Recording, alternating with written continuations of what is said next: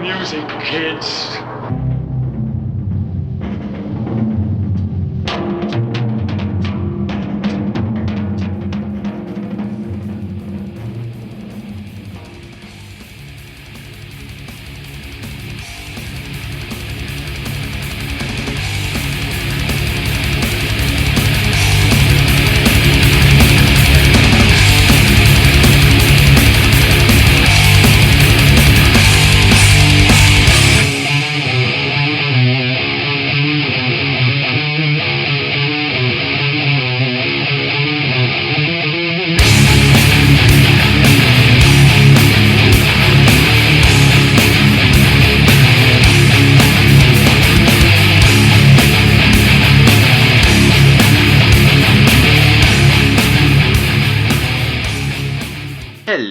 How the devil are you? Welcome to the Ancient Slumber podcast, show number 7. My name is Chris Ward, and I am chatting today, as usual, with Myron Schmidt. How you doing, Myron? Chris, what's up? Oh, everything's up. Everything's up in the air. Well, that's always good at our age. Yeah. Yeah, not when you're trying to have a piss, it's not. Well, all right. Oh, we begin as we intend to carry on, with a load of smut. Exactly. Show number 7. Here we are. What are we doing today? Well, aside from other stuff, we're going to finish the Hammer Dracula stuff. Hammer Dracula films. Yes. Forward to that. We've got some good, some bad, and some ugly. And we're going to talk a little Arrow video release of the Mutilator. The Mutilator. That was pretty good. Was it? Yeah. Yeah, I was the original frontman in Cannibal Corpse. Yeah, I was going to say, if a corpse grinder ever drops off the face of the earth, you got the job. Yeah, I don't think my throat could withstand that, to be honest. Oh, probably not. And my windmill headbanging days are gone. Gives me a headache. See, I just want to sit down with a cup of tea now. Yeah, exactly. Oh, dear. They need an old dude section at shows, right next to the mosh pit, but kind of chained off where we can be served tea and biscuits. Yeah, I'm up for that. I'm going to see Life of Agony in a few weeks. I might put that suggestion to them up in Wolverhampton. Nice. Yeah. Nice. Oh, I'm looking forward to that. It's going to be mental. But anyway, this isn't a music show. This is a film show. That's right. It is. What's interesting? The three people over at Screamcast are doing a heavy metal horror series. You should check that out. Oh, right. Okay. Yeah, I will do. Yeah. The whole month of February, they're talking, heavy metal horror, and they've always got good things to say. I bet they talk about Trick or Treat, the Ozzy Osbourne, Gene Simmons thing from the 80s. Yeah, I think they've mentioned it, but they're, they just did an interview with John Michael Thor, so. Oh, okay. I'm sure Deathgasm's going to get a mention or two. They talk about it, yeah. If you're allowed to call it that in America. I don't know if you are you? Well, only Walmart's not allowed to call it that. Walmart, for God's sakes. In these enlightened times we live in. Yeah, right. Yeah. Right, moving on. Should we move into some good, some bad, and some ugly? Yes, let's do that. Let's do that.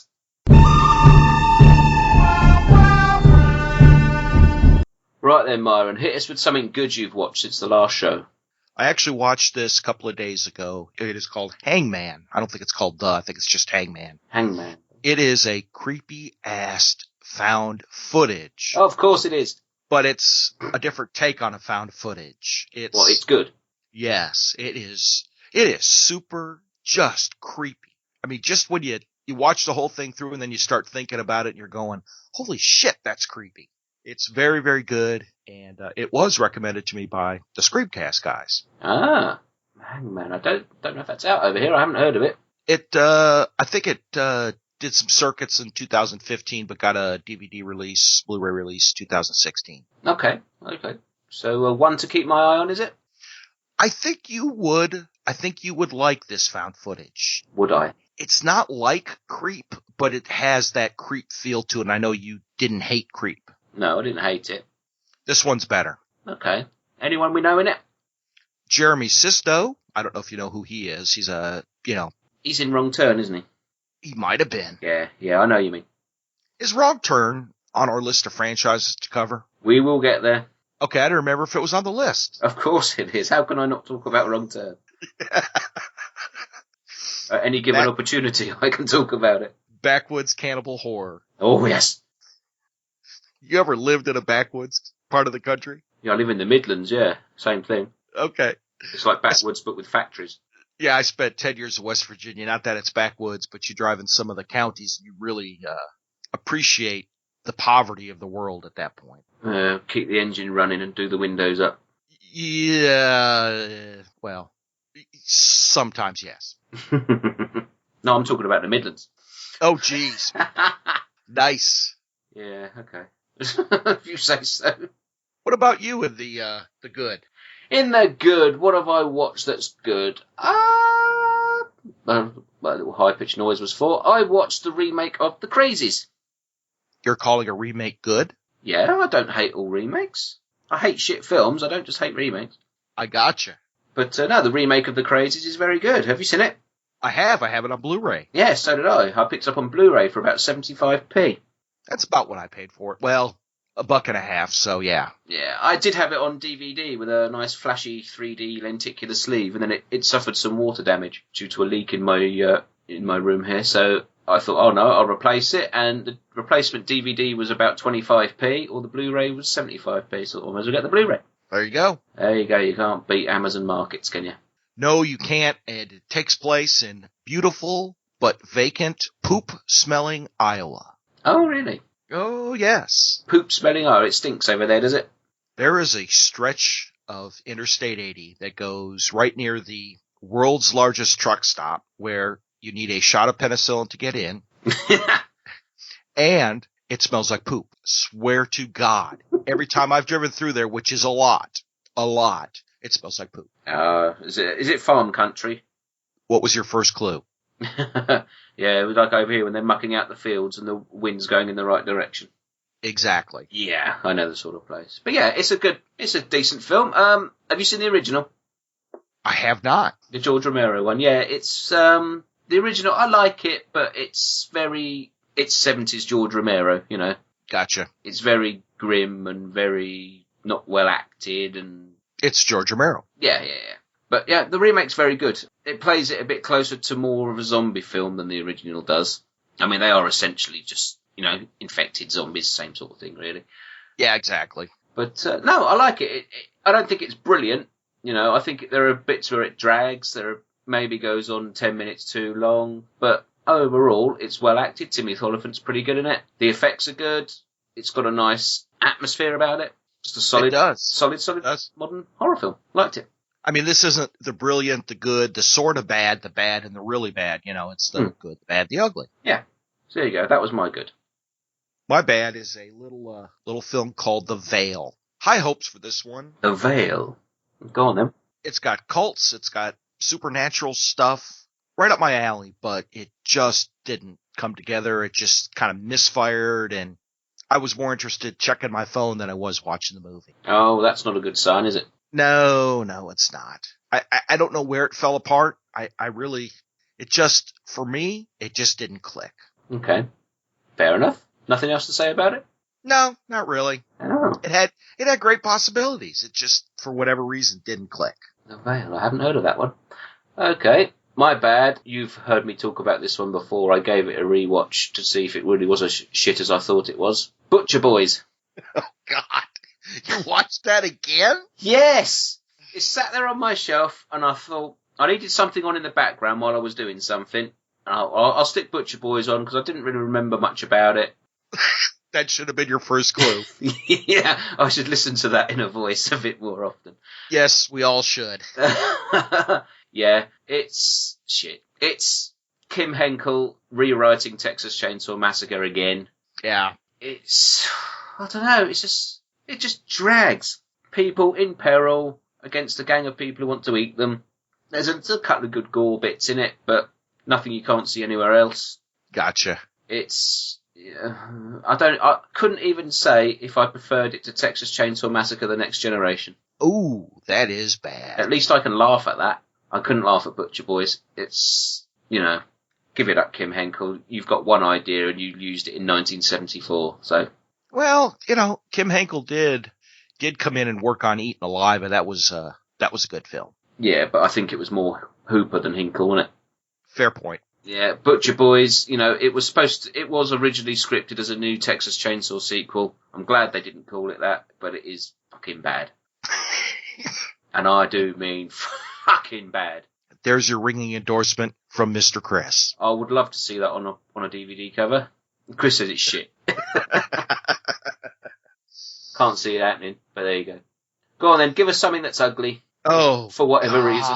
Oh, I had a couple to choose from, and I decided to go on the movie called Hellions. Oh, right. Yeah, I've heard of this. I don't even, I think the concept was okay, but the execution was just, it's got demons in it, okay? So I was like, all right, I'm there with you. But, and then there's a pregnancy involved and just long drawn out what people acid trip scenes. And it's like, they did this in the 70s. It was really good because nobody done it before. But in modern day, it's kind of, no. It just, nope, no more. Uncle. Okay. I think they showed that at Fright Fest last year over here, and I heard a few mixed reviews of it. I think if you like it, great. For me, I'd rather watch The Veil again. You'd rather watch your bad film than your ugly film? Yes. Okay, now. Okay. Right. My ugly is a film called Manson from 2009. Another Manson movie? Oh, I'm obsessed with Charles Manson. Not in that way. Have you seen, what is it called? The Manson Family? Jim Van Bebber. That's the one. Yeah, I love that. It's so sleazy. It's great. It's not bad. To be honest, out of all the Manson films that I've seen, that is probably the one that I have watched more than once, because it's like, yeah, this captures something about the madness of it all. And that's what made it work, and that's where Hellions didn't work, is you can use all that hippie trippy stuff in a movie about the Manson family because it works well. The hippie trippy stuff in Hellions, not so much. Okay. Well, this one, Manson, I saw it on Netflix. It's from 2009, directed by Neil Rawls. It's based around an interview with the family member, Linda Kasabian. Ah, okay. Who was in the gang, obviously, repents and all that sort of stuff. It doesn't show her face all the way, but if you turn up the brightness on the TV, you can make her out. Little tip for all the stalkers out there. No, it's weird. It centres around an interview with her, and then they fictionalise what she's saying, or they dramatise, with what she's saying, with actors acting out, the familiar things that we know. It's bad. The interview with her is fine, what she says and the way she paints the picture, but the dramatisation is terrible. The guy who plays Manson he's more Marilyn Manson than Charles Manson. Don't know. And the narrative leans too much towards the prosecution lawyer's version of events. What's his name? The guy who wrote Helter Skelter. Vincent Bugliosi.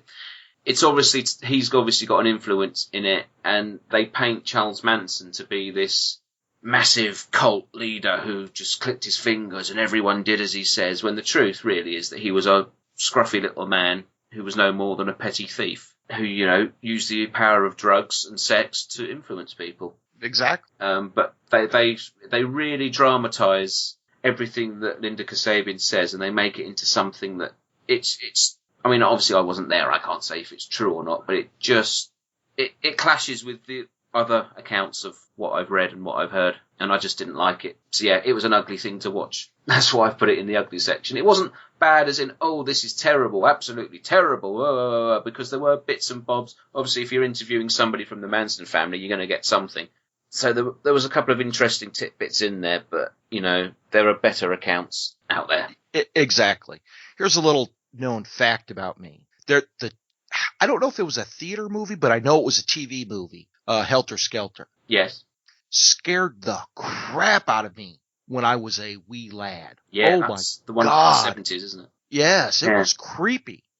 It was one of the first things that made a indelible impression of, this horror thing is pretty good on me. Yeah, see, I'm obsessed with the whole Manson thing. I'm reading a brilliant book at the moment, which is just called The Life and Times of Charles Manson, which is fantastic. I got it for £5 from the works. Go and get it. There you go. Really, really good. Really goes in depth. It's more about him than the crimes themselves. So it's more of a personal sort of account. Ah, gotcha. Which lays it out much more than this film did. You know, I don't know so much anymore, but every time he would come up for parole, they would do a slew of TV interviews. Mm. You know, the best thing with people like Manson, just forget about him. Yeah. Go away, little man. Just go away. He doesn't turn up for his parole hearings now, does he? No, he does TV interviews instead. Yeah. And he leaps around and shouts a lot and talks a load of bollocks, and because that's what, he's a performer now. That's what people expect. Yep. He's just a little man with ideas above his station. That's all he is. Yeah, exactly. And we need to accept that and just forget about him. Mm. Well, he's got to be in his, mid-80s now? Don't know. Who knows? Probably. He probably does. Although, then again, maybe not. Yeah. But there you go. Yeah, that was my ugly. Should we move on? Let's move on. Moving on.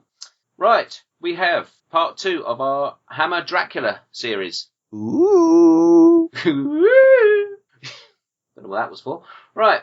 Me neither. It sounded good, sort of. Brilliant. So, yeah, last time we looked at the first 5 films, which were Dracula, a.k.a. Horror of Dracula, The Brides of Dracula, Dracula Prince of Darkness, Dracula Has Risen from the Grave, and Taste the Blood of Dracula.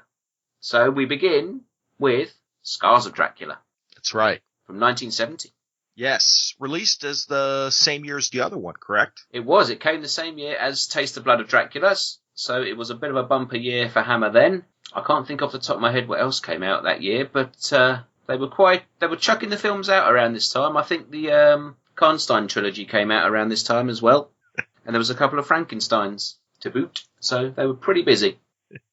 Good old Hammer. They were throwing them out. So let's hear a clip and then we'll dive in with some facts. Hunt him. Attack him. This evil must be destroyed. Help me! Pull it down! Burn down his citadel of evil. You fools! You think you can destroy my master? The flames will never reach him!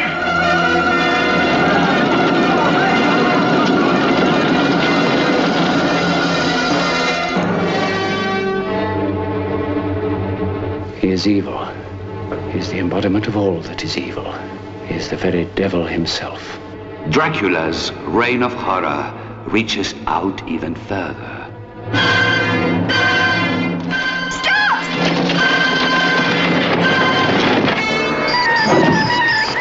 A winged creature of terror becomes Dracula's most fearsome new ally. Enter Dracula's stronghold at your peril.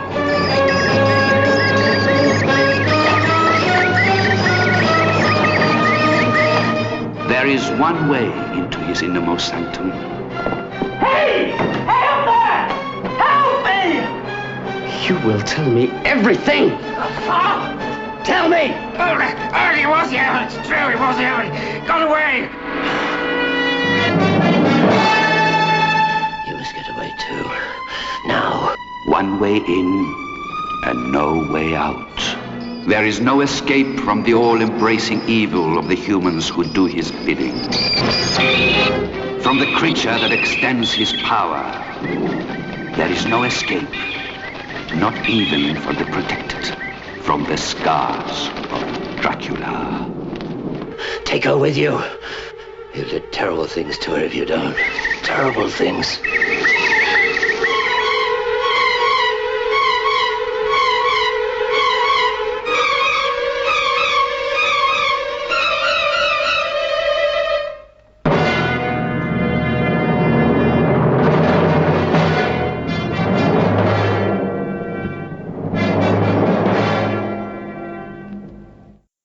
Right then, Scars of Dracula, 1970, directed by Roy Ward Baker and starring Christopher Lee, Dennis Waterman, Jenny Hanley, Christopher Matthews, Patrick Troughton, Michael Gwynn, Michael Ripper, yay! And Bob Todd. Right. Did you say Bob Turd? Bob Todd. Oh. You don't know who Sorry. Bob Todd is? Sorry, Bob. No. I live in America. Bob Todd he plays like the mayor who bursts in and his daughter when she's getting naughty near the beginning.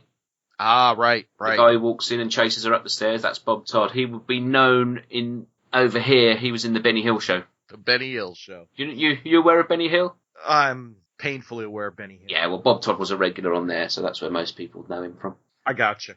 Right then, in this film, a young man is on a trip and he spends the night at Dracula's castle. Needless to say, he's murdered. And after some time has passed, the young man's brother, Simon, comes to the small town to look for him. Which is basically, I ripped that off of IMDb because I'm dreadfully unprepared as per usual. Right then, Scars of Dracula. You've never seen this one before, had you? I haven't seen any of the Hammer Dracula, so this was a first watch for me. Right then, give it to us. What did you think? It wasn't bad. I think compared to the first 5, we're starting to see a little decline, but maybe that's just me. But most importantly, I believe this is the first appearance of a naked butt. Whatever, or just in Dracula? Just in the Dracula series. And it wasn't Christopher Lee's, thankfully. No. Oh, God help us all.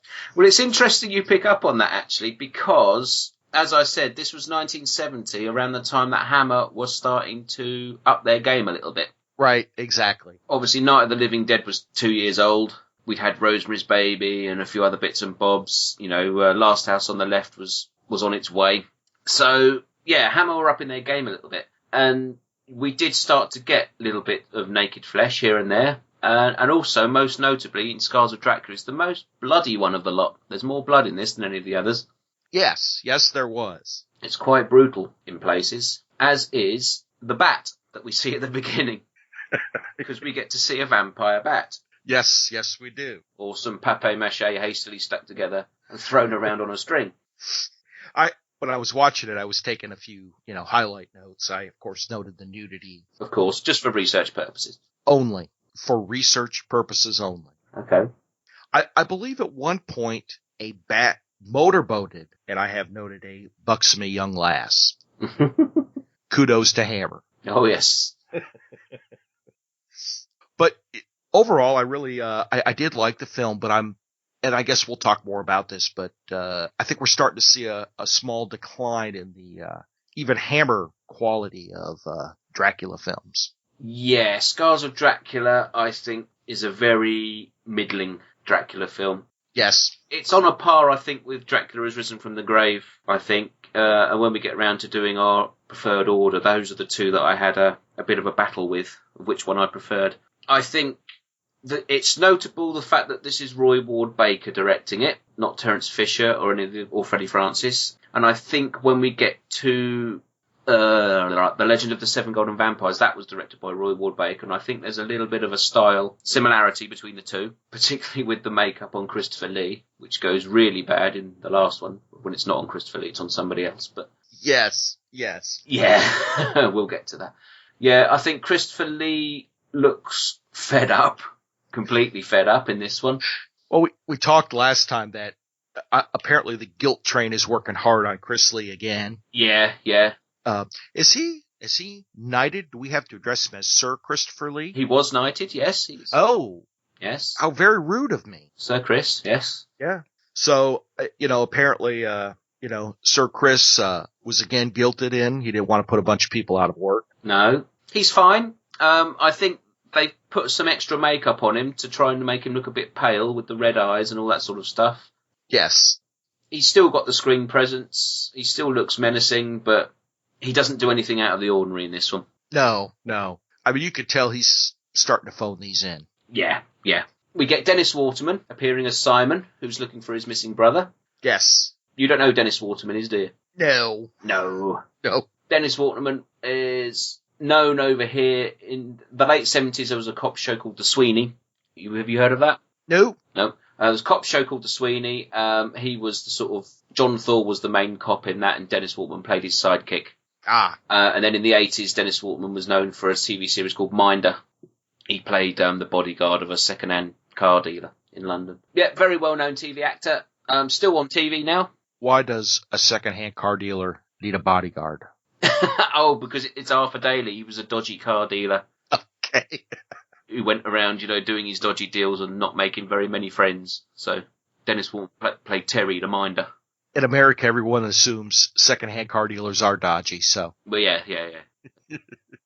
No offense to any of our 2 or 3 listeners that may be used car salesmen. We're apologise to both of our listeners there. Right. One of them being me when I play it back later on to edit it. Yeah, Dennis Waterman, though, he's a very well-known face. This was one of his earlier roles. I do believe that it was Hammer handpicked him for the role, but Roy Ward Baker wasn't so keen. Didn't want him for the role, but he got it. I think he did fine. He's fine in it. Roy Ward, you were wrong. He's absolutely fine. It's a little bit wimpier role than he would go on to be, because he's sort of one of those sort of tough guy TV actors. But yeah, he's absolutely fine. We also get Patrick Troughton in this one as Clove. Now, you liked Clove when he appeared in Dracula Prince of Darkness, didn't you? I loved Clove and Dracula Prince of Darkness. But he was played by Philip Latham there. So Patrick Troughton here, did you recognise him? I did not. Shame, shame, shame. I know. Go back to our Omen series. The first Omen film, the priest who gets speared in the churchyard. Patrick Troughton. Patrick Troughton. Very nice. Yes, he popped up in a lot of things in the 70s. Very cool. Yeah. But he played a very different type of Clove, and he reminded me in this film, I don't know if you've seen it. Have you seen Son of Frankenstein? No. The Universal film, with Karloff as the monster, and Bela Lugosi plays like the little sort of Igor character. And Patrick Troughton is very, very similar to that. Ah, gotcha. And I don't know whether that's deliberate or not, but it could be. But yeah, he's always good fun when he pops up. Michael Ripper's in this, of course, playing the landlord of the inn, because that's the role he plays in nearly every Hammer film. I think this problem with this film is, although there's a lot of faces in it, there's no real solid characters in it. There's no real Van Helsing in there. No, there's not. And that's what's lacking. Like I say, Dennis Waterman is sort of the quote-unquote hero of the piece, but he's very watered down, I think, from what you would expect.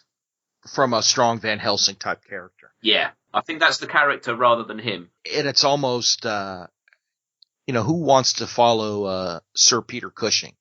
Peter Cushing wasn't a Sir. What? He wasn't knighted. I think he was an OBE, but he wasn't a Sir. Well, let's get the Queen on the blower and fix this. Well, it's a bit late now. Well, you guys can't do the posthumously knight people thing? Go. That's kind of daft, don't you think? No, what would be the point in knighting someone who's dead? They hardly can come and defend the country, can they? Well, let's at least lodge a plaint with the old bird. Let's get the Queen on the blower. There's American thinking for you. I'll just phone her up, shall I? That's exactly right. I think I'm one of the last people on who's ever going to get put through. Does she have a Twitter account? Can we lodge a complaint that way? Yeah, okay. This is Chris. I live in the sauce place of your country. I'd like to register a complaint. Yeah, I'm pretty sure Peter Cushing wasn't, because I know he did get some posthumous thing, and I'm sure it was an OBE, and I remember Christopher Lee saying something about it. Hang on, I'm going to look that up now, because that's going to bother me. But while you're looking that up, I mean, who would like to follow Peter Cushing? Certainly not me. No, he's a tough act to follow, especially from those Yes. first couple of films. Absolutely. But, yeah, and I think that's what's lacking in this film. Scars of Dracula feels like a very hastily put together film. I get the feeling they got Christopher Lee in to do Taste the Blood of Dracula and went, right, while we've got him, let's rush something else, put something else together. Exactly. That's exactly what it feels like. Here we go. Peter Cushing, OBE. Okay, gotcha. He wasn't a Sir, no.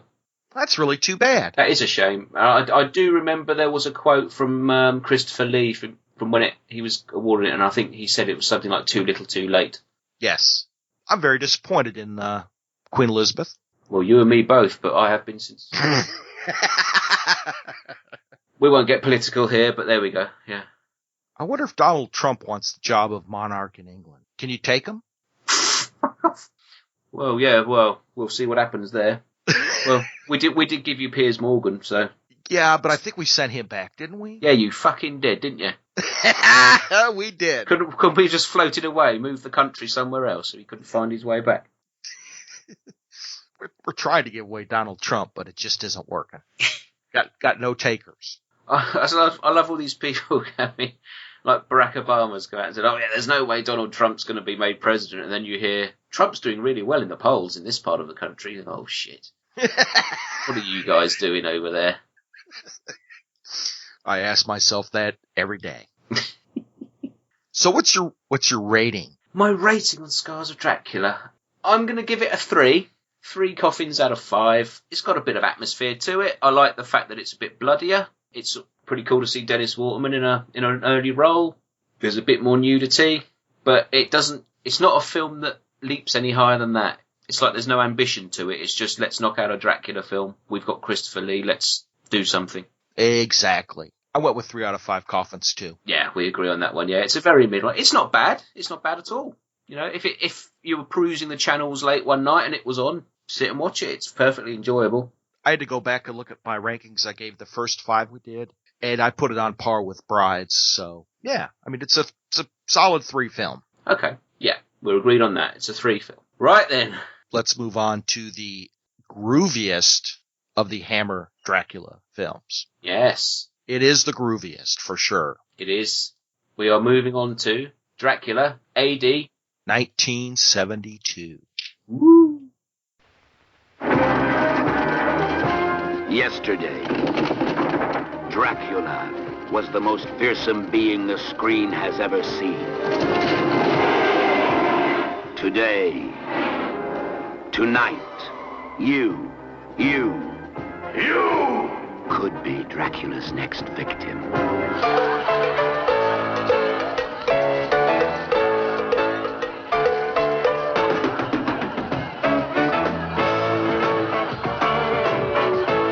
Something new, yet as old as time. Come on, Johnny. A date with the devil. Are you ready? He's ready. He's waiting to freak you out. Right out of this world. Died September the 18th, 1872. 100 years ago to the day.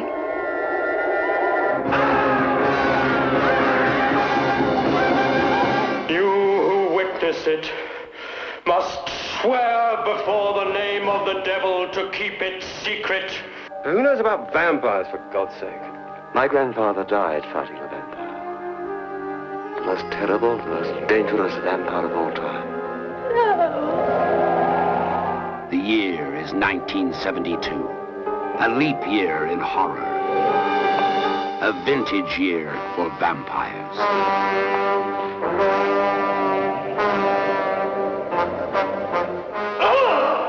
Count Dracula! A time for the masters of horror to meet again in the 20th century.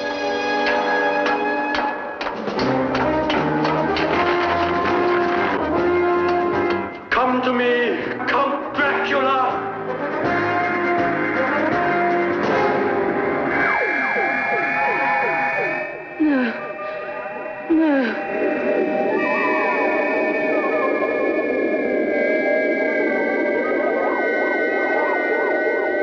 There's too many dreams I got buried up inside, and there's too little time inside.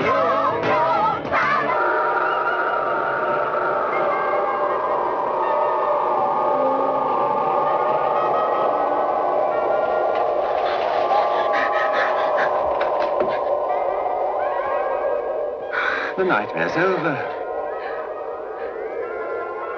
Don't think it is. I have returned to destroy you. Right then. Dracula, AD 1972. Funnily, it was released in 1972. They could make them and knock them out pretty quick, couldn't they? Yes, they could. Right then. Directed by Alan Gibson and starring Christopher Lee, Peter Cushing, way, Stephanie Beacham, Christopher Nee, Michael Coles, Caroline Munro, Philip Miller, Michael Kitchen, and lots of other people we don't know. So how does one address, or would address, Mr. Cushing as an OBE? That's not a sir. Is there any honorific titles you lot give them?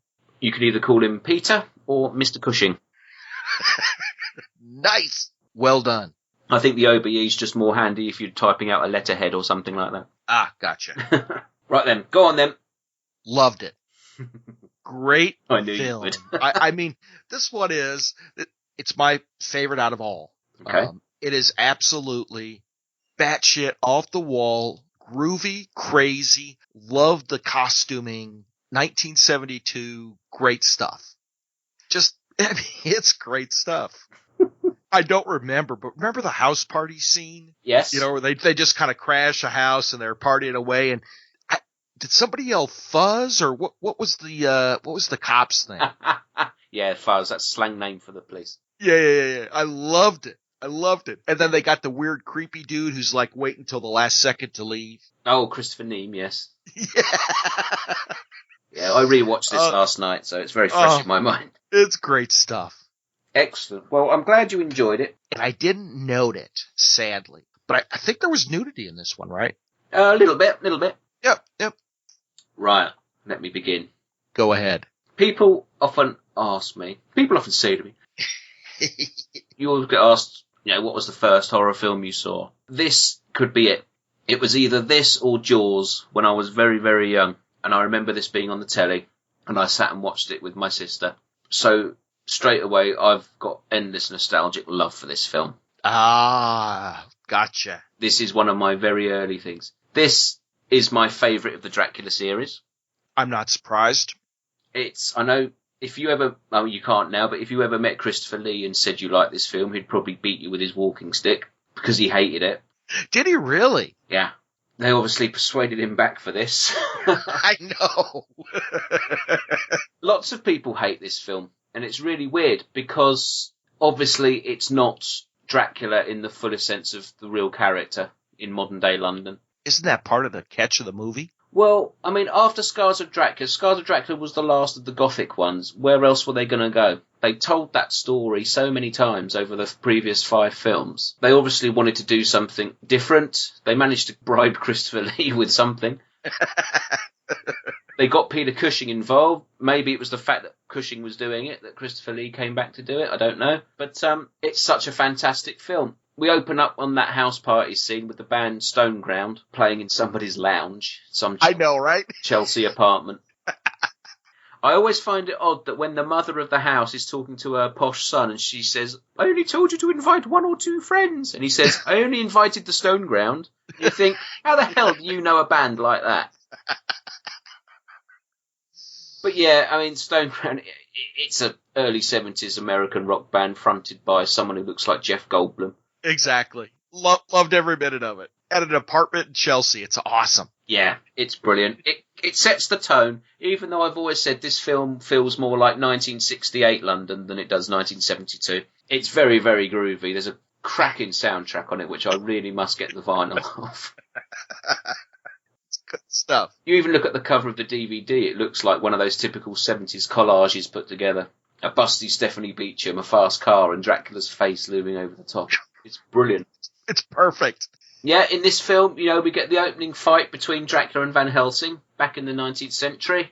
Both of them get killed, but Dracula's remains are picked up by Mr. Alucard, which is a strange name, but if you write it down, you can see why he's called that. Absolutely. It takes Peter Cushing quite a while to figure that one out in the film, but he gets there in the end. Well, And then we fast forward 100 years. We're in 1972 London. And Johnny Alucard, played by Christopher Neame, gets all his friends together for a little black mass in a church to resurrect Dracula. That's right. In one of the most hilarious scenes you'll see in any film ever. As soon as he puts that music on and he says, dig the music, kids. I know, I couldn't stop laughing. It is hilarious. Give yourself to it. I know. I can imagine Christopher Lee and Peter Cushing doing a script reading for this, just thinking, oh, for fuck's sake. Exactly. But I can picture that. We're laughing at this film, but it is the most fun 90 minutes you're possibly ever going to have. It is hilariously brilliant. Yeah. Peter Cushing, Christopher Lee play their roles absolutely straight, which helps, really does help with it. Cushing looks very, very gaunt in this film. There is a reason for that. This was one of the ones he did just after his wife died. So he was sort of, I think it was with Horror Express was his comeback film, and I think Christopher Lee had to persuade him to do that. So he wasn't in a good place personally, but he's on his A game in this film though. Absolutely. Yeah, he still runs around, still does his own stunts. He does stop for breath in a couple of the running scenes. Well, but, poor guy. Yeah, originally, I think I read somewhere that Stephanie Beacham was supposed to play his daughter in the film, but they decided because he looked so gaunt and old, they make her a granddaughter instead. Oh, that's interesting. Yeah. But yeah, Stephanie Beacham plays his granddaughter, who's part of the gang, who obviously becomes the focal point for Dracula's interest. And I'm not surprised with that pendulous cleavage. Quite frankly, I mean, that her chest should win an award for best support. Honestly. Well said. Yes. And the camera isn't shy of going right in there to show you as well. Oh, no, Hammer was trying to keep up with the time. They were. But yeah, Stephanie Beacham's very good in this. She plays a very jaunty, nice character. We also get Caroline Munro, a Hammer regular, and also Bond girl. Which Bond girl did she play? She is in The Spy Who Loved Me. She plays the helicopter pilot. When she's chasing Bond, he's in the White Lotus, and she pulls up alongside him and winks at him, and then he shoots the missile up and blows it up. Really? Yes. Yeah, very cool. Yeah, I can't remember the character's name, but yes, she's in The Spy Who Loved Me. But yeah, this film is just an absolute blast from beginning to end. It's totally of its time. There are filmmakers today who are trying to make what we might call retro films that are basically trying to look like this, and this is the genuine article. Absolutely. Quick question. Go on, She has a same physical appearance to the Moonraker evil Bond villain girl, Colleen Dufresne, or however you say it. Yes. They're very, very similar appearance. Yeah, they're not the same person. I know they're not, but it just never mind. My mind wandered to Bond girls. Sorry. Is that the actress you just mentioned? Is she the same actress who's in Hitchhike with David Hess? If so, she gets a kit off in that. Just thought I'd tell you. I don't know. You know, but you'll be looking it up later. Probably. Yeah, that's a very good film, Hitchhike. Just been released on Blu-ray by 88 Films over here. Oh, very cool. Yeah, definitely worth a look. But yeah, Dracula AD 1972. What do you give it? I give this 5 coffins out of 5. I do too. Yeah. This was actually the very first Hammer Dracula one I watched, because you went on and on about it, so when I ordered the movies, that was the very first one I watched, and loved it. Yeah. I can understand the purists who watch this and go, oh, well, it's not Dracula, it's not Bram Stoker, and it's not this and the other. Fine. If you don't want to enjoy yourself, don't watch it. It's brilliant. It's just such good fun. It looks good. It's filmed well. The soundtrack's brilliant. The acting isn't great on the most part, but you've got Peter Cushing and Christopher Lee for the first time together in a Dracula film since the very first Dracula back in the 50s. Yes. Yes. So, yeah, we've got all the elements in place, really. And it works. It's just brilliant. It absolutely is. And we even get a nice bloody death at the end for old Drac. Always a plus. And there's some great lines in this as well. It's very quotable. Oh, yes. Tell us about the blood, Johnny. What a great line. Dig the music, kid. I'm going to have to try and isolate that soundbite and use it as a ringtone. But this is interesting because it's the best of the series, but it's, it's in the last 4 that were really not as good as the first 5, so. Yeah. You know what I mean? I mean, it's a very high point. Yeah. But the other 2 we're going to talk about, they don't even come close. Well, we'll get to that when we do our summing up, I think. Yay! Yes. So with that in mind, shall we move on? To 1973. Yes, and the Satanic Rites of Dracula. Absolutely. It's happening right now in London. New York could be next. Or Paris, or Rome, or Tokyo. It's happening right now to this girl. Perhaps it's your turn next.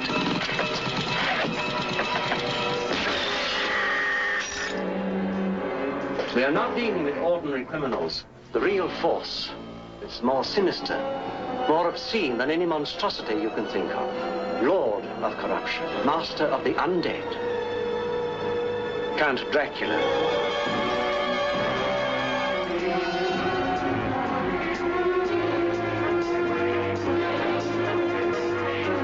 Nothing is too vile. Nothing is too dreadful. You need to know the terror, the horror.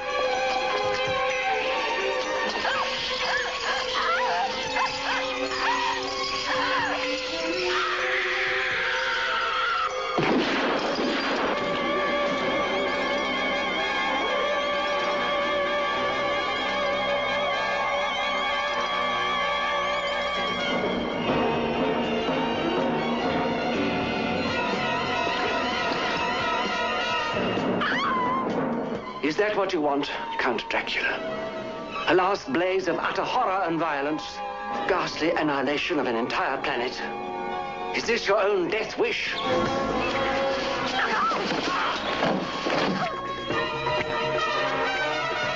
I call upon you to witness my supreme triumph. Count Dracula! Dracula! Dracula!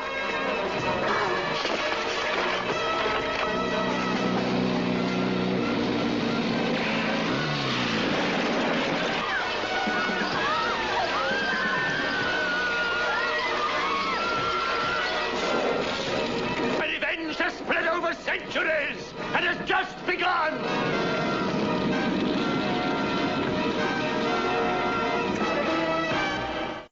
Directed by Alan Gibson again, written again by Don Houghton, and it does have Christopher Lee. It does. And it has Peter Cushing. Aye. And we have Michael Coles returning, who plays the Detective Murray. But we have another new cast. We have Joanna Lumley replacing Stephanie Beacham. And there's probably no one else that we've ever heard of appearing in this. No, there's a couple of faces that you recognise from British TV, but Richard Vernon's in it, William Franklin's in it, Barbara Ewing. They're probably the main people. And Patrick Barr, yes.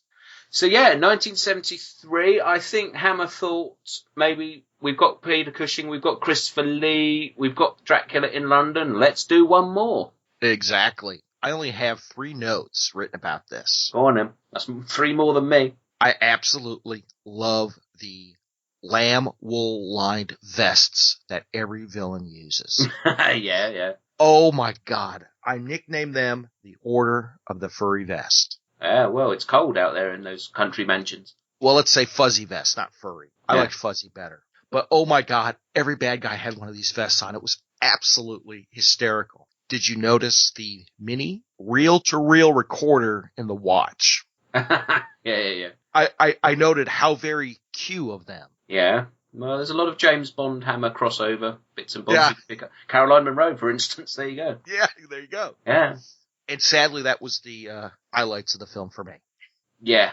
This is an odd one. It's very odd. Very odd. I think they thought, we've got all those elements that worked last time, let's do it all again. Yes, that's exactly what they did. They got the occult, they got Christopher Lee, they got Mr. Cushing, they've got the Order of the Fuzzy Vests. It's going to work. I can you believe at the pitch meeting, how do we got to tell the bad guys apart? Ooh, let's put them in furry vests. And dark glasses. Dark glasses. Yeah. They won't stand out at all. Yeah, they'll blend into the scenery. Absolutely. Yeah, it's a very strange one, because tonally, this is very different to the last film. This film isn't fun, and I think that's the difference. This feels very much like a 1970s cop show. Yes. Like the Sweeney, like I said before, or The Professionals, or any of those sort of TV series. You know that when they made 80-72, nobody must have taken themselves seriously. Apart from Christopher Lee. Yes. And exactly. But I think here they all tried to take themselves way too seriously and make, like you said, a 70s cop show. Yeah. It's a very grey film. Lots of concrete in all the shots around London. There's no colour to it. Exactly.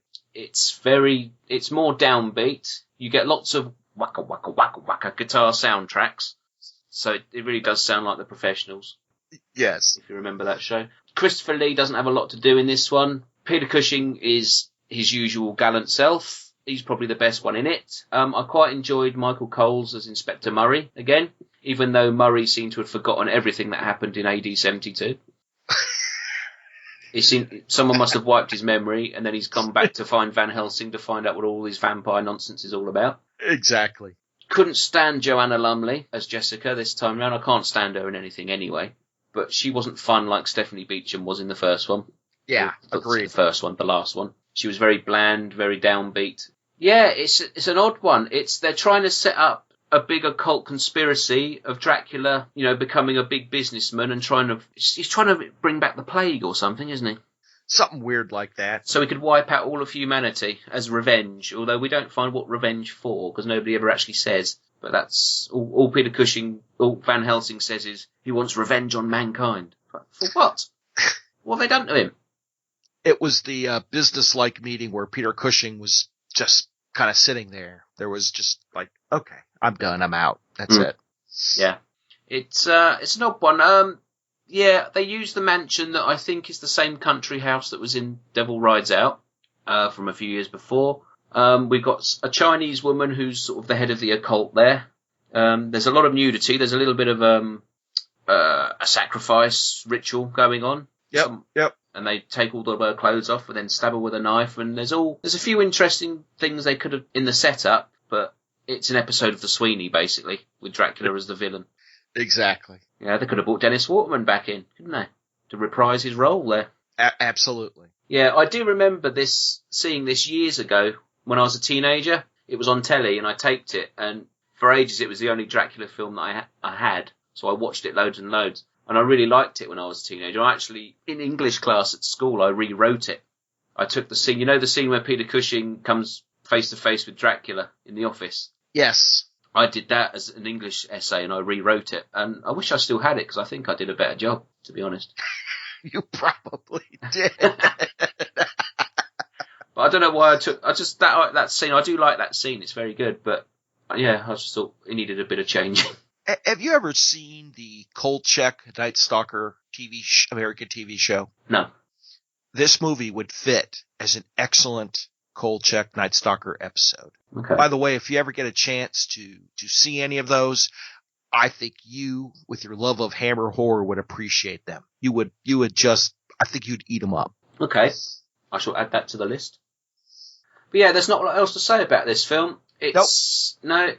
I'd like to say it makes a nice double bill with the film that came before it, but it doesn't. Nope. It probably makes a better double bill if you've got a box set of The Sweeney to get through.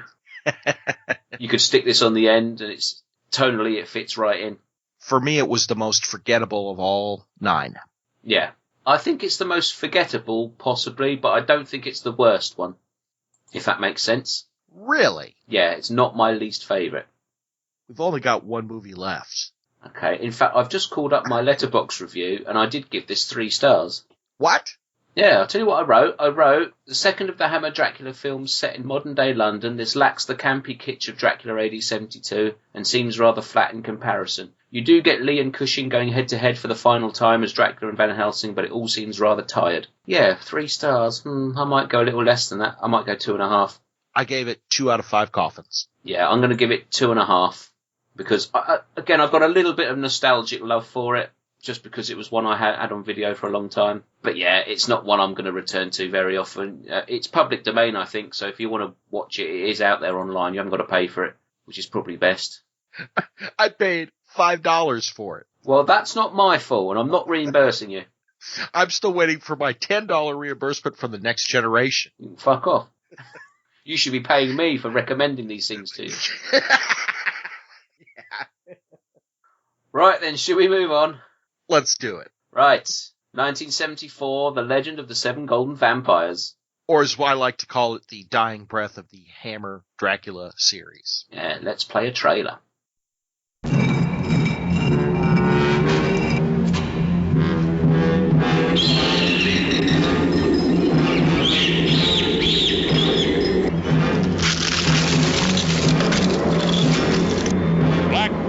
Against black magic in the greatest battle of all time.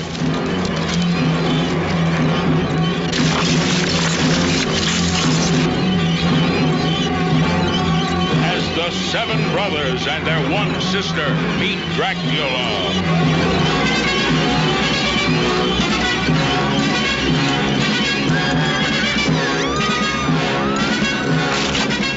Vampires drink the blood of the virgins and turn them into zombies.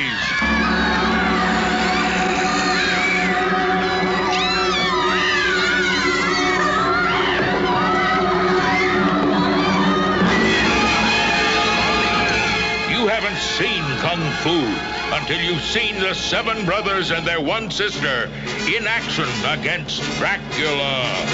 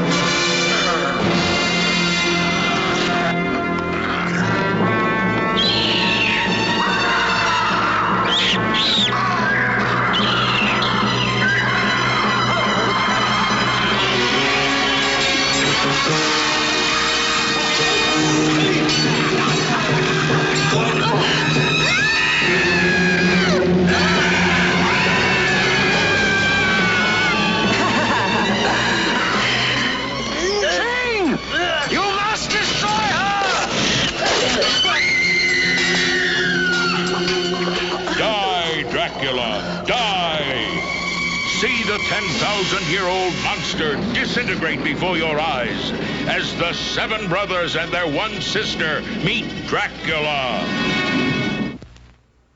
Right then. Legend of the Seven Golden Vampires, 1974, directed by Roy Ward Baker and also Chi Chang, uncredited. Absolutely. Starring, and I'm going to murder most of these names, but Peter Cushing, I can say that one. Yes. Peter Cushing, Robin Stewart, Julie Edge, David Chang, Han Chen Wang, John Forbes Robertson. Right then, hit me with it. What do you think? Okay, this one is the most batshit crazy out of all of them. I mean, it is absolute batshit crazy. Yep.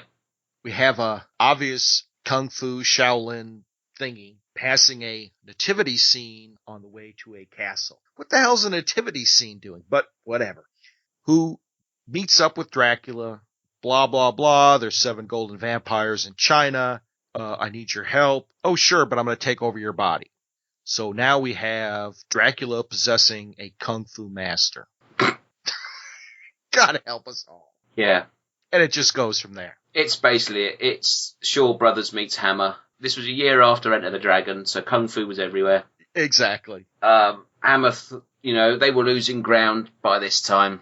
Chainsaw Massacre was out the same year. The Exorcist had come out the year before. And this is what you get. That's it. I'll come straight off the bat and say this is my least favourite of the series. I don't like this film. The only one I disliked more was Satanic Rites. Okay, yeah. See, I'd rather watch Satanic Rites than this. It had some great kung fu action in it, though. Oh, yeah. The action is very well shot. It had some awesome 70s martial arts stuff in it. Yeah. It's also got John Forbes Robertson as Dracula. Who's not Sir Christopher Lee. No, he's got more makeup on than Jack Nicholson's Joker, isn't he? Yes. Or as Hammered Horror put it was Dee Snider. Oh. Yeah, see, Hammered Horror had covered this film on their last show, and I think they liked it a little more than I did as well. I think so, too. I don't like this film. It bores me. I quite like the look of the Chinese vampires. I like the martial arts scenes. It's the bits in between I don't like. It just bores me. Now listen.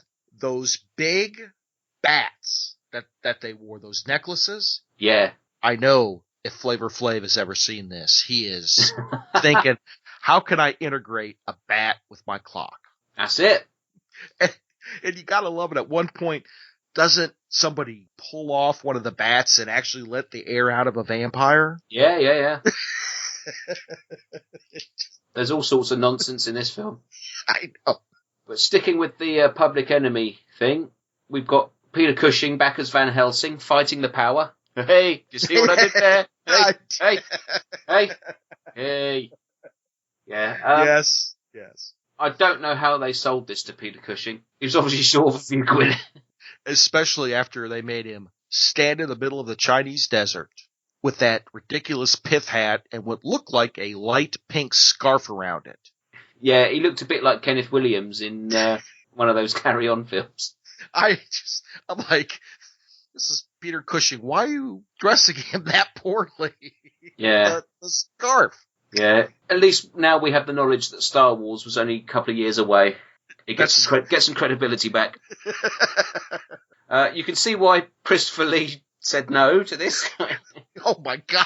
I think that would have improved it if Christopher Lee was in it. Oh. Christopher Lee with his biggest grimacing face ever. Clearly disapproving of everything. Do you think they even tried to call Chris for this one? He was offered the role, apparently. Apparently he read the script and declined. Oh, how far do you think he got through the script? I don't reckon he got very much past the first scene. I don't either. I'm surprised John Forbes Robertson did it, because he's quite a well-known actor, I think. He's done quite a few things. He was dubbed in this as well. He was what now? He was dubbed. That's not his voice. Apparently he wasn't very happy that he got dubbed as well. That's hilarious. Yeah. Yes, our friends over at Hammer Horror did, they gave that interesting factoid about the Chinese film industry shoots with no voices and then dubs everything. Yes. And I found that, I was like, wow, that's really interesting and makes a lot of sense. And, Yeah, and then you end up with that. Yeah. Yeah, I don't like this film. Oh, here you go. I've just looked up a little fact. Apparently, John Forbes Robertson was considered for the role of Dracula in Scars of Dracula before Christopher Lee was persuaded to return. Oh, that is a fact. So we could have got him in an earlier one, hopefully with less makeup. He does look like a drag queen. It's terrible. He looks a bit like Grandpa Munster. That's exactly who he looks like. Yes, he does. He looks like a sort of Grandpa Munster, doesn't he? It's that overdone, caked-on makeup. Oh, he's scary. No, he's not. Yeah, right. He looks like a tart. Nothing more to say for me. Not from me. If you like Kung Fu and you like horror films, then watch Enter the Dragon and then watch Dracula Prince of Darkness. And it'll be more effective than watching this. That's right. Yeah, I don't like this film. Let's be honest. The third Blade movie is better than this. Well, now, hang on. Let's have a think about that. I haven't watched the third Blade movie for a long time. For good reason. See? I told you. Yeah, actually, you could be right. Well, no, I don't know. I can't really remember it. Oh, well. Yeah, right, yeah. I gave this 2 out of 5. 2 coffins out of 5. Because the martial arts is good, and I like some of the effects and the vampire stuff. But I gave it 2.5 only to put it up over Satanic Rites. Oh, controversy. Yeah. Oh. Right then. So that's Hammer Dracula series. They didn't do any more after this. You fucking wonder why. Thank God. Yeah. In retrospective, thank you for making me watch them. Did you enjoy them as a whole? I did. As a whole, I loved 6 of them, the first 5 and 1972. Yeah. Absolutely just top-notch stuff right there. Yeah. To be fair, they get a lot of flack from people. It's one of them Hammer horror Dracula things, blah, blah, blah. But if you actually look at the series like we have, they're fairly consistent compared to where a lot of series go. Oh, yeah. Absolutely. All right, take the last one off, with the Kung Fu and all that. That's a bit bloody silly. But the rest of it, they're not, from the best to the worst, there's not a lot of difference, really, if you analyse them. Yes. And you have 6 out of the 8 that find me a franchise that can have as good of a percentage as that. Yeah, because there's nothing in there that's really terrible. No. There's no Omen 4 in there, is there? No. You just look at it and go, oh, fuck no. Even the worst, even Seven Golden Vampires, I don't like it, but there are worse films out there. I would watch that over Omen 4 any day of the week. Well, exactly. There you go. So, yeah, I think as far as a series of films go, as long as you're on board with them, they're absolutely fine. I think we need to rank them from best to worst. What do you reckon? Oh, shit. Yeah, let's do that. You didn't think about that, because we forgot to do that when we did our Omen thing, didn't we? Yes. And I really should have written this down, but as usual, I'm not prepared. No, didn't we rank the Omen ones? We did it on the following show. Okay. Damn it. Son of a bitch. Go on then, let's go with our best then. What's your favourite of the series? AD 1972. Same with me. Number 2. Hang on. You got me scrambling. So I could just call this information up from my head. I don't need to write it down. Prince of Darkness. My number 2 is Dracula, Prince of Darkness. We're agreeing. Number 3? 3? Damn. You know what? For nostalgic purposes, I'm going to go with Dracula. Well, the first one? Yes. Okay, well, we're going to differ there then. I'm going to go with Taste the Blood of Dracula, because I enjoy that one. Now, let's have a discussion, Mr. Nope. Chris. On the last show, I believe you rated Dracula a 5, but only rated Taste the Blood a 4. Well, then you're wrong, because I rated Dracula a 4 and Taste the Blood of Dracula a 4. Oh, I have an error in my notes. I know you do. That's why I don't take notes and I can't make errors. Because if you don't take notes, you can make shit up as you go. Exactly, and then say, no, I never said that, I was wrong. Yep. So we're going to do a complete flip-flop, because I'm going to put number 4 as Taste the Blood, and I bet you're going to put number 4 as Dracula. Yep. Okay, so I think there'll be a couple that was switched around, but we're on fairly the same level. So now I think we're going to get interesting. Yes, this is tough. Yeah. Number 5, I'm going to go with Risen. Right, interesting. I'm going to go with Brides of Dracula. Okay. Because I like the atmosphere in that one. I think it's very creepy. Okay. Number 6, yours? I'm going to go with Brides. Okay. I'm going to go with Risen from the Grave. Now, the rest are easy for me. 7 is going to be Scars. 7 is my... Scars. 8 is going to be 7 Golden for me. Satanic Rites for me. Yep. And then Golden Vampire is my least favourite. Yep. Satanic Rites is my least favorite. Yeah. Okay. Bit of variance there, but I thought that's probably the way we'd go. Yeah, that's pretty close on that. Yeah. Not too far apart. Which is really odd for us, because usually we differ. Yeah. But not always. That's right. So there we go. So, I think I asked you this last time, but I'll ask you again. Are you going to seek out some more Hammer stuff? Yes. Cool. I think we'll pencil in the Frankenstein series for later in the year. I think that's a good idea. That's a good idea. Yeah, maybe we'll think of a theme where we can throw a few more in. And I think when we do the Frankenstein thing, maybe we'll comment, do we like Dracula's series better than the Frankenstein series? Yeah, see, that's a tough one, actually. I thought about that the other day. Yeah. Don't know. Well, we'll get to that when we do Frankenstein, but... we will, because I haven't seen any of the Frankenstein movies. I think, yeah, they're quite close. I think there's probably a higher production quality on the Frankenstein films. Ooh, interesting. But then again, they didn't have to persuade Christopher Lee to keep coming back, so they probably have more of a budget to play with. But yeah, we'll get there. They're another good series, so... Yes. Moving on. Oh, I suppose we ought to thank Mr. Sean Munger for suggesting that one as well. Thank you, Sean. Thank you very much, Sean. Yes. Any more suggestions are gratefully accepted? Absolutely. Right then, let's move on to a review. Yes. Let's do our first podcast review. Yeah. This is something we haven't really done before. We're not just sort of skimming over a series and saying what we think. We've actually purposely had to watch a film for review. That's right. Well, I personally get sent loads and loads of discs, so I haven't always got time to write reviews. And luckily we're in a position where we both got sent the same disc, so... Exactly. We thought, why don't we do an audio review on the show? Yes. And the subject of that review is going to be the new release from Arrow Video. Called? The Mutilator. The Mutilator. The Mutilator. Sorry. I don't think the music sounds like that in the movie. No, I suddenly started going to Hammer Smashed Face by Cannibal Corpse. Oh. I wish that was in this movie, to be honest. Me too. Right, should we play a trailer and then we'll get into it? Yes. Make sure the trailer has that goofy music. No. What'd he say? 4 days of R&R at the beach. I'm in. She's in. I'm in.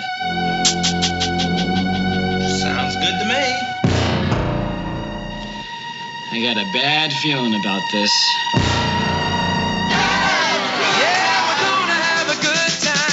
They thought their vacation would be fun. They were wrong. Dead wrong. He's what's called a trophy hunter. Bum bum bum bum bum bum bum bum. Dad used to tell me that he'd hunted everything but man.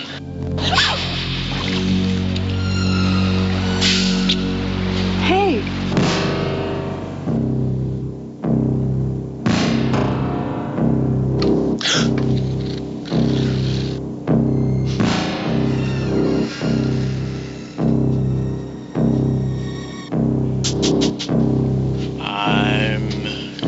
Coming to get you.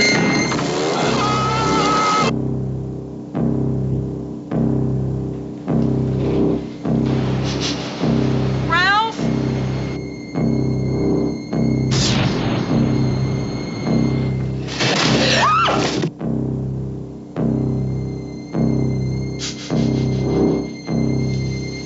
Sue?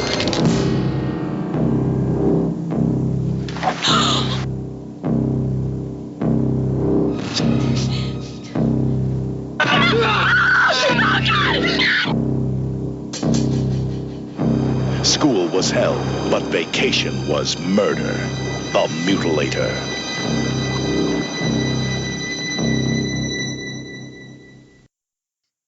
Right, and we're back in the room. So, I suppose we really should have thought about how we're going to do this before we actually go in and do it. I know, right? But we haven't, because we're ruthlessly unprepared as always.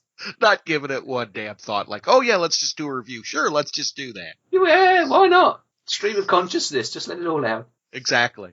So, anyway, The Mutilator from 1984, directed by Buddy Cooper and John Douglas, written by Buddy Cooper, starring Matt Mittler, Ruth Martinez, Bill Hitchcock, Connie Rogers, Francis Raines, and lots more people we don't know.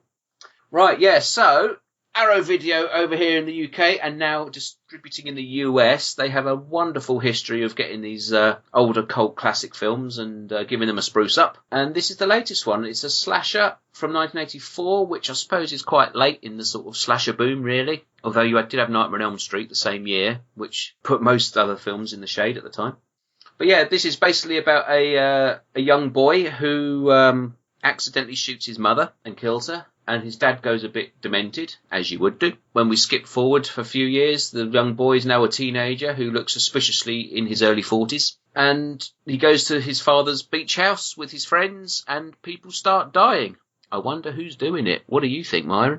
I don't know. Oh, well, I know, because I watched the film. Well, me too. But I think that's one of the highlights of the movie is I mean, you could probably guess who the killer is, but I'd guess it within about the first 2 minutes. Well, yeah, but there's certainly other likely possibilities. Is and there? So there is. The main 40-year-old dude looking guy could have been the killer. The son who looks like a young David Hess. Or David Hasselhoff, depending on your country of origin. David Hasselhoff. He's a hybrid of the two. Oh, God. Anyway, yeah, so all right, let's talk about the film itself before we talk about the disc. It's strange on The Mutilator because in some ways it's very much a standard slasher, but in other ways it does things slightly differently. Like, usually in these films, if you look back at things like Silent Night, Deadly Night, and Sleepaway Camp and all these type of things, you have the beginning of the film is always a young child who sees something or does something, and then that affects them later on in life, and they become the killer. Whereas in this film, it's something the child does forces somebody else to be the killer. Yes, yes. Which I thought was quite a neat little twist, not something that's done very often. It's not. It really isn't. And there are a couple of those little turns in there where they sort of something you expect the film to do something, and it's just slightly different. And I really wish I'd written it down, then I could tell you what it is, but I can't remember. Professional as ever. Absolutely. But it, let's be honest, it does follow the slasher template of the time. We have young teenagers, we have a high body count. Yep. We got lots of blood, great kills, and the first teenagers to get frisky pay the price. Yeah, it very much follows that sort of Friday the 13th rule of the kids who are a bit more promiscuous are going to be the first to go. Yes, yes. This is a film that had you seen this before, by the way? No, No, never have. No, me neither. It's a film I know I've heard of and I've seen clips from a lot of times, but I've never actually watched it. I believe it's held in quite high regard amongst slasher fans. Really? Yes, because of the kills. And the kills in it are very, very good. Yes. I will say this. After all the slashers and horror movies that I've seen, I actually cringed at one of the kills. I mean, I went, holy... Is that the fish hook one? Yes. Oh my God. Yeah. I just went, holy they do go there. Shit. They very much do the Chekhov's gun thing of early on in the film showing this giant fish hook, which yes. I can't remember the name of it. The guy does say the name of it. I can't remember. A gaff. Gaff, that's it. It's called a gaff. Yeah. You know straight away, well, that's going to come into play later on, isn't it? Of course. And it does. Oh, God. Because that is... he sticks it right up her vag. And out through the stomach. Yeah, I mean, it made me cringe. As it would. The final girl, I don't remember who plays her. I didn't write that down. Again, professional as always. I think she turned in the best performance of the entire movie acting-wise. Ah, see, I disagree. I think the best, or the only character in the film that I actually liked was the girlfriend of the funny guy. And I didn't write her name down. Really? Yeah, the one who waits in bed for him and tells him that he can have it if he goes and does something, which is me being romantic and obviously paying attention to what's going on. No, she was the only one I thought that actually had a bit of sort of character to it. I was straight off the bat, I'll say the acting in this film is shit. From near enough everybody. Except for the final girl. No, I didn't think she was that great either. I think she would have been better in a different film. I think. This was, if you watch the, audio commentaries, this was her first movie. Yes. And this was her only horror movie. Yeah, a lot of the people in this film didn't go on to do much else. Well, dude, do you kind of see why? Well, yeah. Although Matt Mittler was in Basket Case 2. It's never, just go on. He went on to the heady climbs of working with Frank Henenlotter. Oh, God, that Basket Case 2. You know we're going to get there at some point, don't you? God, yes, and I can't wait. It's getting a Blu-ray release over here in a couple of months. Actually, next month. You lucky bastards. We could time that in, you know. It's going to be region locked, probably. Oh, we can get over that. Right. So I mean, the characters in this are pretty generic. The main guy, Ed Jr., played by Matt Mittler, who looks like a younger David Hess. He's clearly not a teenager. They're supposed to be teenagers in this film. They're clearly not. But I'm going to say this. These teenagers are closer than some of the teenagers they've used in the adult film industry of the same time period. Could you clarify when you say adult film industry? All one has to do is go watch the classic Debbie Does Dallas, look at the first locker room scene. There's no way any of those guys are teenagers. They're all like 45. I really couldn't comment on such matters. Oh, I can. For legal reasons, I cannot quantify anything you've just said. I know, because the missus may listen. And anyone from the BBC. These are the opinions of Myron Schmidt, and are not the opinions. And I'm in the U.S. That's right. BBC. Of Myron Schmidt, who lives in a country who may just vote Donald Trump in as president. So please don't listen to him. Oh, God help us. Anyway, yeah. You know, they're clearly nearer 30 than they are 20. Matt Mittler comes across on one of the special features of calling himself a method actor. I'm not sure what that method is. If it's the method of not being a very good actor, he does it very well. I wouldn't be surprised if bits of the script were stapled around the set for them to read as they're acting, because it's dire. It's very badly put together. Yes. And I was surprised you said some people hold it in high regard. They hold it in high regard because of the kills, which are, I will say, for a film of this ilk and the time it came out, are very, very good. Yes. Buddy did a great job at envisioning some of these kills. Absolutely. There's lots of power tools being thrown around and body parts being cut up and hooks going through vaginas and all sorts of fun things to make your family Christmas go a little smoother. Absolutely. I did want to mention one death scene. And again, I didn't write the character's name down, and I wish I did. It's the blonde-haired, jock-looking guy. When he opens the door and the killer comes at him with that chainsaw thing, or whatever it is. Yeah. And he just stands there and goes, and slowly falls to the floor. Nobody said, right, let's do that again, because I fucking would have. It was terrible. And he was the worst actor out of all of them. Oh, God. He was terrible. No offense. No, I am offending. He was fucking terrible.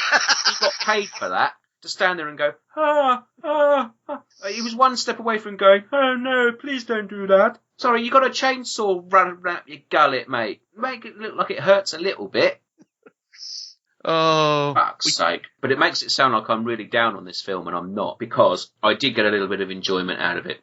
This is certainly not, in any stretch of the imagination, a lower tier slasher. This is absolutely, as our friends at Strange and Deadly would say, a mid-tier slasher. Top tier is your Friday the 13th and your Halloweens. Yeah? Yep. Tier 2, The Burning, My Bloody Valentine, Sleepaway Camp. Yep. This would be the top of tier 3, I think.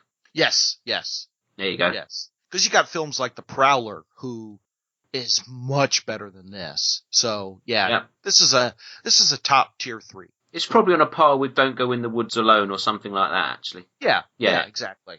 Yeah, so the kills are very good. It does drag in the bits between the kills. We don't get our first proper kill until about 35 minutes in, which is a little bit of a problem in a slasher film, I think. Well, it is. It's it does take too long to get ramped up to, Yeah, I think they try too hard to get to know the characters in the beginning, which had it been written a little better, you wouldn't need to spend so long on that. You know, if you look at Halloween or Friday the 13th or any of those, you know, even though you need to spend time with those characters so you can sympathise with them, the way that they're written means it's done fairly quickly. Exactly. This doesn't. This spends too long, you know, establishing young David Hess as a bad actor, which we already know anyway. And I'll elaborate, that's young David Hess, not the David Hess, who is obviously a god amongst men, or was. Yeah, it's a strange one. It is. It is. I'd like to like it more than I did, but I don't hate it as much as others. You know, and if you go through the special features, which we'll get to in a minute, I think there's a lot of goodwill behind this film. Oh, Arrow did a phenomenal job with this film package. Yeah. Before we get to that then, are we going to rate the film? Let's rate the film. So, how many fish hooks in the vagina would you give this film out of 5? Oh, I have to go with 2.5. Yeah, I'm the same. And actually, when we are going to talk about movies to add an air of mystery, I don't put my ratings in. Now I'm going to have to go back and put all the ratings in. I didn't put my ratings on one film that I've watched recently because it's one we're going to talk about, and I don't want you to have any inkling about where I'm going to go with it. And that's the only reason I haven't put a rating on it on Letterboxd. What is it? It's what we're going to do in the next show, which we'll get to in a minute. Ooh, excellent. Ooh. But let's talk about the package that the wonderful folks at Arrow put together. This one is absolutely jam-packed with special features. Yes. Absolutely jam-packed. It is. The thing I love about Arrow Video, and this makes it sound like I work for them, and I don't need to sell their stuff, it's good enough. But when you put the disc in, I don't know if you get this on your release or not, but you get the wonderful ident of the Arrow logo and that music, which now even my son recognises because he comes downstairs and says, "Were you watching one of those Arrow videos last night?" Yeah. Oh, excellent. And then you get the menu screen. Yes. There's nothing I love more than a moving menu screen. I love a menu screen that moves around and shows you clips from the film and plays you a really fucking annoying song like this one does. Yeah. It's one of those movies that if you were to fall asleep during and the menu screen comes up, you wake up and you're haunted by that music. Yeah, it's an earworm that you can't get rid of. Oh, God. But, so you put your disc in, you get the lovely menu screen, you start the film. It's a 2K restoration of the film. It does look pretty damn good. It does. Absolutely does. And I think it's cleaned up to the point where, and this isn't Arrow's fault or anything like that, and I think this is something to do with watching older films in HD, you can see how the special effects are done. You can a little bit, yes, I agree. You can see the latex bladders around the neck for when they get their throats cut. You can see the join of the latex onto the skin, which just goes to show you what a fantastic remastering job they've done, of course. Yes, exactly. And and that's sort of the curse of high definition, as you can see the joins. Yes. But, and I did not watch this, and I may go back at some point and watch it, but they do offer a Fall Breakers full-length documentary on the making of the film. Oh, didn't you watch that? I didn't. Did you? I was hoping you would, because I did. No, I did.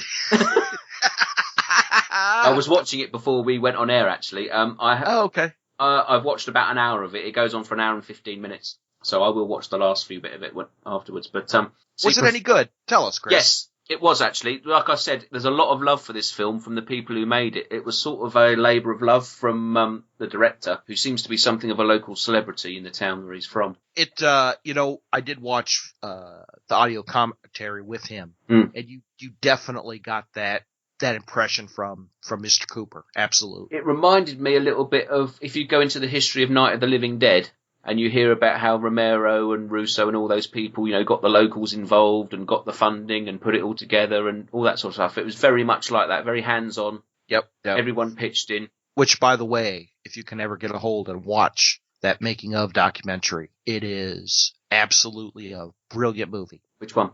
I don't remember the name of it. That's fucking helpful, isn't it? God almighty.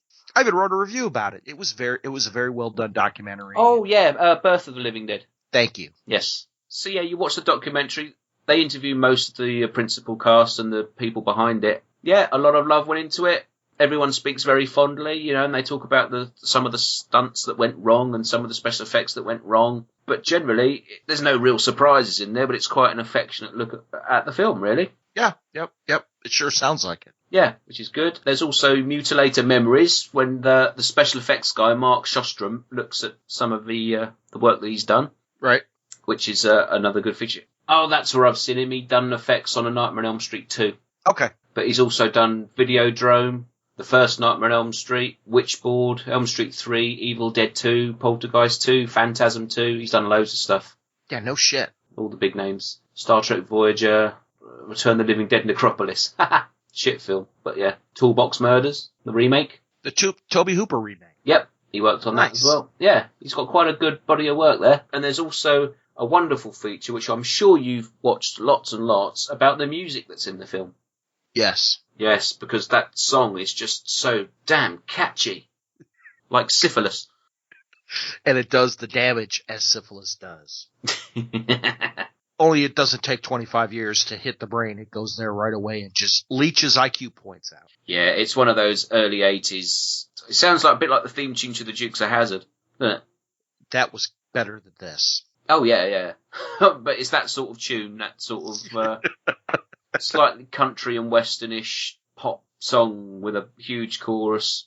If you imagine, a country and western version of the theme tune to National Lampoon's Vacation, it's that, basically. Yeah. Yes. Yeah, and it just gets in your head. And it's called Fall Break, which is the original title of the film. Yes, it was. You get the theme tune as part of the extra features, the original and the instrumental versions. Lovely. Ah, it's wonderful. Wonderful. Thanks, Arrow. Thanks for that. Oh, but there's plenty of other stuff. There's lots of behind-the-scenes gags and things. There's screen tests. There's alternate opening titles, trailers and TV spots, and all sorts of stuff. There's also, which I love this on Arrow releases, you get the reversible sleeve featuring 2 different artworks. Yes. Scream Factory does that sometimes too in the US. Yeah, a lot of these re-releases do. I like that. I like that. Touch. Yeah, absolutely is. I think I actually prefer the newly commissioned artwork to the original one, to be honest, which doesn't always happen. No. But yeah, there's that. There's, like you said, there's the audio commentaries. You get a commentary with Buddy Cooper and co-director John Douglas and Matt Mittler. And there's also another one with Buddy Cooper and actress Ruth Martinez, Totoro. Who plays the final girl. Who does? Well, there you go. So it's quite an extensive package. You can't fault the love that's gone into it, I must say. No. And here's the one niggle that I have with the package. Is I think they need more of a moderator in the audio commentaries. Okay, well I didn't listen to the commentary. The gentleman they have doing it is fine, but he doesn't ask as many questions. There's a little bit of dead air, and probably a better moderator would certainly help him. But the one I watched was very interesting with what was the young lady's name again? Ruth Martinez Totoro. Thank you. And Mr. Cooper. It was very interesting, very informative. It was well done. Okay, are you going to go back and listen to the other commentary? I think I'm going to try and do that, yes. Be honest, are you? No. Sorry, Arrow, but no. It seems odd having 2 commentaries from a director, but, there you go. Yeah, exactly. Talking of commentaries, I forgot to mention this earlier. I watched Scars of Dracula last week with a commentary track from Christopher Lee and Roy Ward Baker. You did? Yes, I forgot to mention that. My $5 DVD didn't contain any of that. Ah, you see, well, I've got the Hammer Ultimate box set that came out over here from Studio Canal, which is like 21 discs of Hammer films. Holy shamoles. Yeah, it's fantastic. It's all the ones that Studio Canal own the rights to. Yeah, and you get the commentary track on that. It's from about year 2000, I think. Very cool. They don't talk about the film much because Christopher Lee says in it, I've never seen this film. And they... And he's watching it going, yeah, there's Dennis Waterman. He was in Minder. And then he moves on to the next. But he does give you a few stories about how the workings behind Hammer films, which aren't necessarily connected to that film. But. If I ever vacation and come over to the UK, I'm going to have to add like a week on it because I have a lot of catching up to do on just movies with you. Oh, yes. Bring a big hard drive with you. What's that? I said, bring a big hard drive with you. Yes. That's what she said. Never mind. Not that I condone that sort of thing. Yeah, that's right. Oh. Anyway, yeah, so back to the Mutilator. Yeah, I think the package as a whole is better than the film itself. Yes, absolutely. It's a brilliantly put together package. You could just tell that Arrow loves doing this, and it was phenomenal. Yeah, but the film itself, unless you're attuned to early 80s slashers, you might look at it and go, oh, the kill's good. I'll wait 10 minutes. There might be another one. Oh, there's another good kill. Yeah, that's fine. Another 10 minutes. There's another good kill. It's not the paciest of slasher films. Right. But when it does hit those highs, it hits them very well. Absolutely. Absolutely. That's the fairest way of putting it, really. That's right. But, yes, do go and show Arrow Video your love by purchasing this Blu-ray, because I'm telling you to. That's right. Yeah. Believe it or not, I have gotten in the Arrow train, and I've ordered Eaten Alive and Blood Rage. Yes, they're two very good packages. Yeah, I can't wait to get the Blood Rage package. Yeah, you enjoyed that, didn't you? I did. And I'm kind of waiting to jot any words down for Ancient Slumber until I get the full package, because I know it's 3 discs. Okay, yeah, I reviewed that for Flickering Myth, I think. Yes. Yeah, excellent. And the Eaten Alive package, I reviewed that for Flickering Myth as well. That is a really nice print, actually. I can't wait to get the full package for that as well. Yeah, you'll be impressed. There's some nice extras on there as well. Yeah. Good stuff. Right then. Well, what are we going to do next time, Mr. Chris? Well, we are going to go back to one of our original versus remakes. We did Fright Night last time. Yes. This time, we're going to look at Martyrs. Ooh, I can't wait. I can't wait. Yeah. Obviously, we've both seen the original. We've both recently watched the US remake. Yes. And I think we're going to have 1 or 2 words to say. I think we're going to have quite a few words to say. In fact, I may say in a written letter to the filmmakers. No, let's not give too much away. That's right. I will definitely be rewatching both. Yes, don't laugh. I'm going to have to rewatch both. I'm going to rewatch the original because I've just recently bought it on Blu-ray, and I haven't watched the Blu-ray. I've seen it on DVD a couple of times. Does it come with special features, Mr. Chris? I'm not sure, to be honest. I originally bought it the other day, and it's still shrink-wrapped and sat in my drawer, which is in the house, so I've got no access to it. I think there's a couple of small bits and bobs. Okay, all right. We'll get there, I suppose, when we talk about it. I watched the remake the other night. Do I have to watch that again? No, right. No, I'm going to go from memory on that one. You have to watch it again. No, and make notes. I haven't done any so far. I'm fucking starting now. Yeah. So, yeah, that's next time. We're going to do original versus remake, talk about Martyrs, and I'm sure we'll have some good and bad and ugly and lots of other things to talk about in between. So, if you want to get in touch with us, I would say send us an email or an MP3 voice audio thingy, feedback, whatever. Send it to ancientslumberpodcast@gmail.com. You can follow us on Twitter at ancient_slumber. And we also now have a YouTube channel. Thank you, Mr. Chris, for that. Yeah, isn't that exciting? Yes, it is. It is. Yes. It's very basic. I'm just going to be posting the podcasts up there, and maybe along the way we might do some little video bits and bobs. I don't know yet. But yes, do go along to YouTube, type in Ancient Slumber Podcast, and you will see our page. That means I actually have to get dressed if we're going to do video bits and bobs. Yes, you can't be naked for those, because the world might be watching. Or I might be watching, and that's even worse. Yes, damn BBC. Yeah, I'm not commenting. Oh, as if anyone from the BBC will be watching us. That's true. Oh, I guess until next time. Until next time, go and watch some films. Bye. Bye.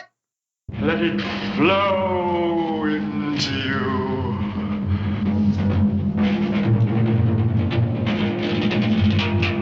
Relax.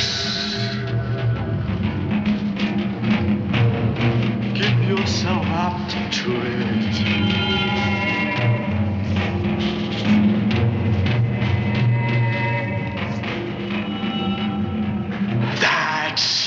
That's it.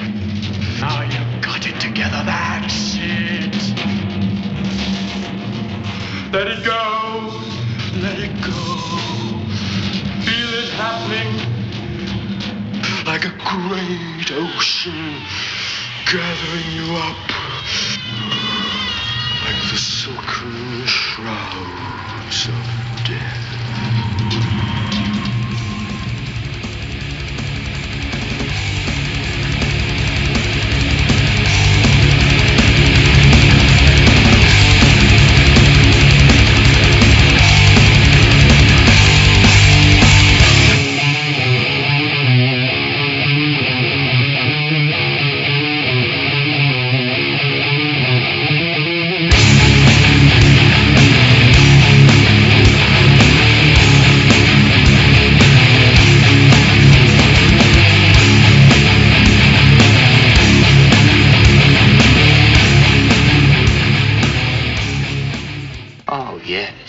Tell us about the blood, Johnny.